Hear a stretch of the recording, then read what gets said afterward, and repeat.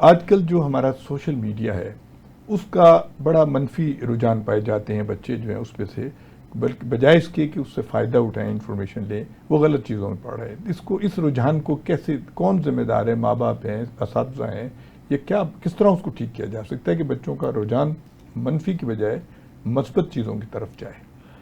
میں یہ سمجھتا ہوں کہ ہم جو گھر کا کام دیتے ہیں وہ لیئر ٹائم ایکٹیویٹی تو ہوتی ہے جی، لیکن اس میں کریٹیکل ایٹیٹیوڈ ڈیولپ کرنا ہماری ذمہ داری ہے بحیثیت استاد۔ ٹھیک ہے۔ اور پیرنٹس کی ذمہ داری یہ ہے کہ وہ بچے کے ساتھ بیٹھ کے اس کو سمجھائیں۔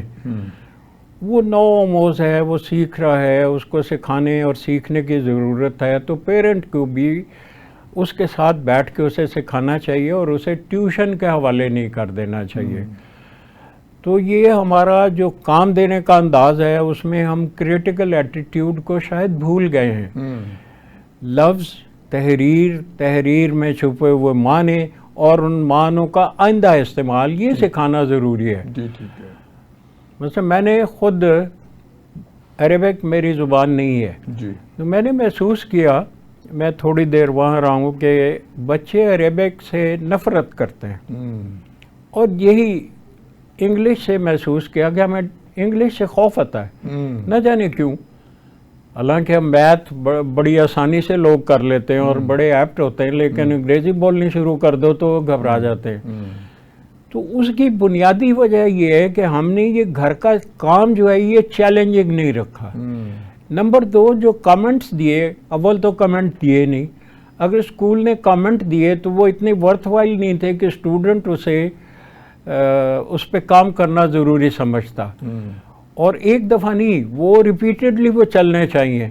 مثال کے طور پر دیکھیں، ہم نے مائی بیسٹ فرینڈ، میں نے بھی پڑھا، آپ نے بھی پڑھا، شاید میرے والد نے بھی پڑھا ہو، لیکن میں نے اپنے والد صاحب کی ایک کتاب، وہ گرامر کی ٹرانسلیشن کی کتاب تھی، اس میں ایک فقرہ آج بھی مجھے یاد ہے اور میں آج بھی اس کی ٹرانسلیشن نہیں کر سکتا۔ وہ ورنیکولر فائنل 8ویں جماعت کی کتاب تھی۔ ایک مینڈ کی دریا کے عین درمیان سے اچک کر باہر نکلی اور بولی۔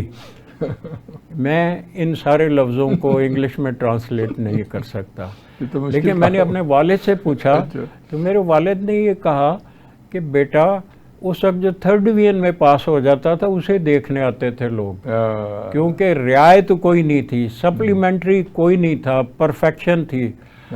اور یہاں میں علامہ اقبال کی مثال دیتا ہوں کہ علامہ اقبال جب یہاں سے انگلینڈ گئے تو شاید انہوں نے اظہار کیا کہ وہ شاید شاعری چھوڑ دیں گے، تو ان کے دوست، اس وقت کی بہت بڑی ہستی، وہ آرنلڈ صاحب کے پاس گئے اور انہوں نے کہا کہ اقبال یہ کہتا ہے۔ تو انہوں نے اقبال کو بلایا اور یہ کہا کہ تمہاری شاعری میں رمق ہے، زندگی ہے، تمہاری قوم اس سے زندہ ہوگی، نئے شگوفے پھوٹیں گے، تم اپنا کام کرتے رہو۔ اب آپ دیکھیے کہ ہم نے صرف علامہ کے اشعار کی تشریح پڑھنے پر اکتفا کیا، اسے سمجھنے پر اکتفا نہیں کیا۔ علامہ نیچر کا شاعر ہے، علامہ قدرت کا شاعر ہے، فطرت کا شاعر ہے۔ ہم ورڈس ورتھ کو تو بڑے شوق سے پڑھتے ہیں، تو علامہ کو کیوں نہیں پڑھتے؟ علامہ کو پڑھنا چاہیے، اور علامہ کے اشعار کے اندر چھپی ہوئی روحانیت کو تلاش کرنا چاہیے۔ لیکن ہم جب علم کو ان زاویوں سے جاننے میں ناکام ہو گئے تو وہ ہمارا سارا پروسیس جو ہے وہ بالکل آپ دیکھیے نا، علامہ کو تو ہم نے قوالوں کے حوالے کر دیا ہے، بس وہ قوالیاں گاتے رہتے ہیں۔ اچھا ڈاکٹر صاحب، اب آپ کے سبجیکٹ کی طرف آتے ہیں۔ آپ نے جو ہے اس میں ایجوکیشن میں پی ایچ ڈی کی، تو اس کے بارے میں ذرا بچوں کو بتائیے۔ میں نے 3-4 سبجیکٹس میں نے پی ایچ ڈی تو ایجوکیشن میں ہی کی ہے، ٹھیک ہے، لیکن اس کے ساتھ کچھ سبجیکٹ ایسے شوق سے پڑھے۔ جی، مثلاً ایک پنجابی ہے، اچھا، تو پنجابی میں اس میں جو ان کا آخری پیپر ہے اس میں میں نے انتہا کر دی پڑھنے کی، میں نے صرف 25,000 کی کتابیں خریدی تھیں۔ اچھا، یعنی اس سے میرا شوق آپ دیکھیے، پنجابی شعراء خاص طور پہ جو میں نے شعراء اور باقی جو لکھتے تھیں، زیادہ لوگوں نے نہیں لکھا، تو حافظ برخوردار اور ان جیسے لوگوں کو تلاش کرے، ان کے خاندان کو تلاش کیا، ملا، دیکھا کہ مجھے میرے ذہن میں ایک بات آئی کہ یہ ہیر رانجھا اور یہ جو لکھا گیا ہے اس میں کتنی سچائی ہے.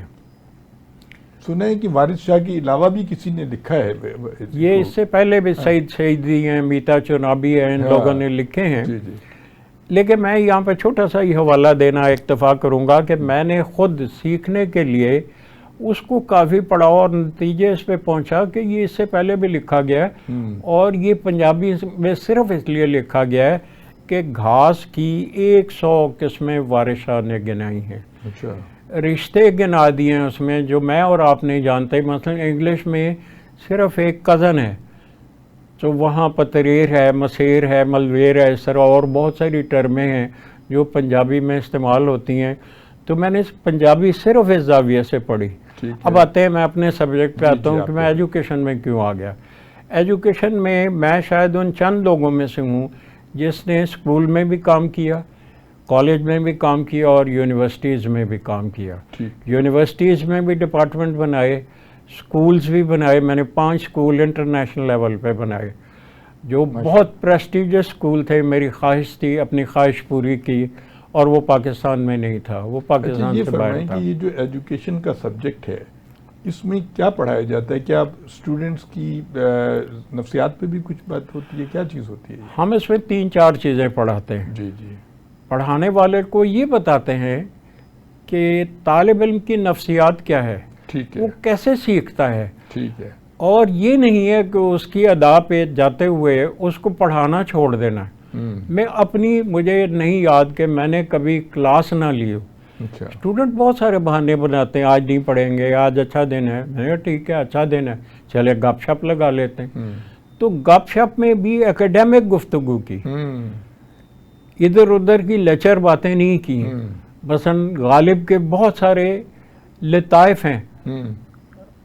غالب کو کسی نے پوچھا, یادگار غالب میں جو حالی صاحب نے, میں نے یادگار غالب پڑھی ہے. اچھا, بڑے مزے کے اس میں لطیفے لگے اور اس میں وہ سارے لطیفے بھی پڑھے. میں نے آپ کو بتایا کہ میں نے غالب کی ردیف یہ اردو کا طالب علم نہ ہوتے ہوئے پڑھی. Very good. اور پھر اس میں اور اب ایجوکیشن میں یہ کہ ہم ایک تو سائیکالوجی بتاتے ہیں, دوسرا سوشیولوجی بتاتے ہیں, ہاؤ ٹو سوشلائز, کیسے ہونے. دیکھیے بچے چھوٹے چھوٹے ہیں تو چھوٹے چھوٹے بچوں کو میل فیمیل سمجھتے ہوئے نہیں, ہیومن بینگ سمجھتے ہوئے آپس میں سوشلائز کرنا سکھاتے ہیں. تو میں جب یہ چھوٹے سے ادارے میں گیا تو میرے پاس 15 سیکشن تھے LKG کے, چھوٹے چھوٹے بچے آتے تھے. تو میں ان کے ساتھ بیٹھ کے خود کھیلتا تھا. اس میں ایک اسپیشل گروپ تھا. ہر بچہ معاشرے میں ویل بیلنس نہیں ہوتا, کوئی اسپیشل بچے آتے ہیں.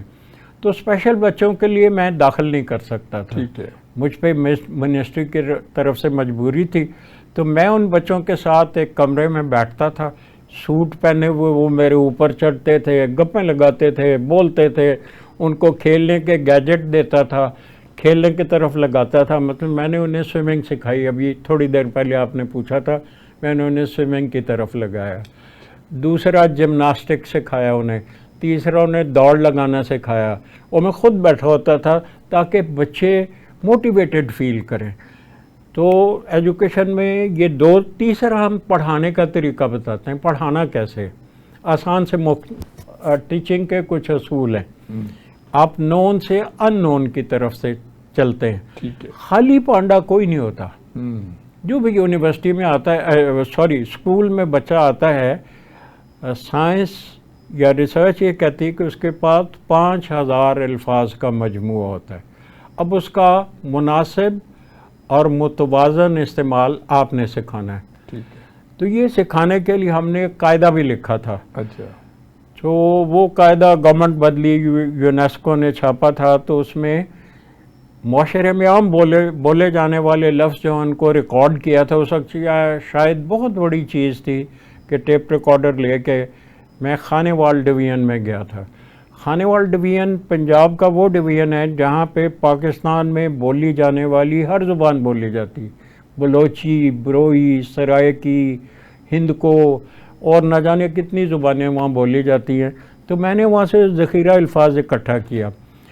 تو ٹیچنگ میں ہم یہ سکھاتے ہیں کہ بچے کے ٹیسٹ کے مطابق بات کی جائے. اچھا. ایگزامپلس اپنے کلچر سے دو, باہر سے نہیں. ٹھیک. تو جب بچے کے کلچر سے آپ ایگزامپلس دیتے ہیں تو بچہ خود بخود سیکھنا یعنی شروع ہو جاتا ہے. کمیونیکیشن ایسی ہونی چاہیے اس کے ذہن کے مطابق اور اس کی پہلی بات جو اس اس کو کے سمجھ کلچر سے مثال دیجئے. ہاں. دوسری بات اس کی اپلیکیشن عام زندگی میں بتائیے, بچے کا خود ہی ٹیسٹ ڈیولپ ہو جائے گا.